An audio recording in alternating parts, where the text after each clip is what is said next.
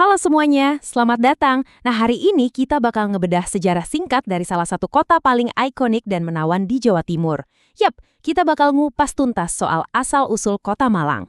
Kita bakal lihat gimana sih perpaduan antara catatan kuno yang udah berumur ratusan tahun dan cerita rakyat setempat itu bisa ngebentuk wajah sebuah wilayah. Oke, langsung aja kita mulai perjalanannya. Tapi sebelumnya, pernah kepikiran gak sih dari mana asal-muasal nama Malang ini? Pasti banyak dari kalian yang udah sering banget liburan ke sana. Nikmatin udara sejuknya, makanannya, atau mungkin kalian emang warga asli Malang. Tapi tahu nggak sih rahasia di balik namanya?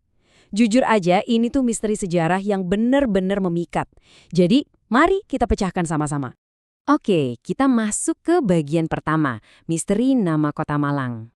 Ternyata ya, kata Malang ini punya sejarah yang super panjang dan peran yang krusial banget di masa lalu. Pencarian asal-usul ini ngebawa kita ke sebuah bukti akademis yang benar-benar kuat, yaitu Prasasti Ukir Negara. Coba deh kalian bayangin, prasasti dari sekitar abad ke-12 ini tuh ibaratnya kayak petunjuk utama yang baru aja ditemuin di film detektif. Nah, di atas batu kuno peninggalan masa kerajaan inilah nama Malang itu tercatat untuk pertama kalinya. Ini yang bikin nama Malang itu bukan sekedar asumsi atau tebak-tebakan, tapi udah jadi fakta historis yang solid banget. Terus, emangnya apa sih yang diungkapkan sama Prasasti Ukir Negara ini?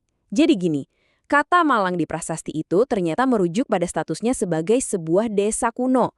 Dan yang bikin makin menarik, lokasinya itu disebutin spesifik banget, yaitu ada di sebelah timur Gunung Kawi. Bayangin aja, sebuah desa asri yang berdiri kokoh di kaki gunung yang megah di zaman dulu. Nah, itulah cikal bakal nyata dari kota Malang yang modern dan rame kayak sekarang ini. Lanjut ke bagian 2, jejak legenda Pulong Jiwo dan Mbah Sogol. Nah, ngomongin sejarah Nusantara, rasanya kurang afdol ya kalau kita nggak bahas kekayaan cerita rakyatnya. Kota Malang ini juga bernapas lewat kisah lisan, khususnya dari dua tokoh legendaris ini, Raden Panji Pulongjiwo dan Mbah Sogol. Raden Panji Pulongjiwo ini dikenal luas sama masyarakat lokal sebagai sosok kesatria heroik yang pantang menyerah ngelindungin wilayahnya. Sementara itu, ada Mbah Sogol yang sangat dihormati sebagai tokoh spiritual atau tetua sakti, yang dipercaya sebagai orang pertama yang ngebuka lahan di sana. Kehadiran dua tokoh ini benar-benar nambahin lapisan mistis dan nilai kepahlawanan yang dalam banget, yang akhirnya jadi memori kolektif yang ngasih jiwa buat Malang. Di titik inilah kedua dunia itu benar-benar melebur dan ngebentuk Malang seutuhnya. Di satu sisi kita punya fakta sejarah yang jelas, pasti, dan terukur lewat prasasti Ukir Negara. Ini ngasih kita kerangka waktu dan tempat yang akurat. Tapi di sisi lain, tokoh-tokoh legendaris kayak Pulongjiwo dan Mbah Sogol tadi ngasih karakter, ngasih emosi, dan ngebangun identitas budayanya. Dua hal ini nggak saling menjatuhkan loh.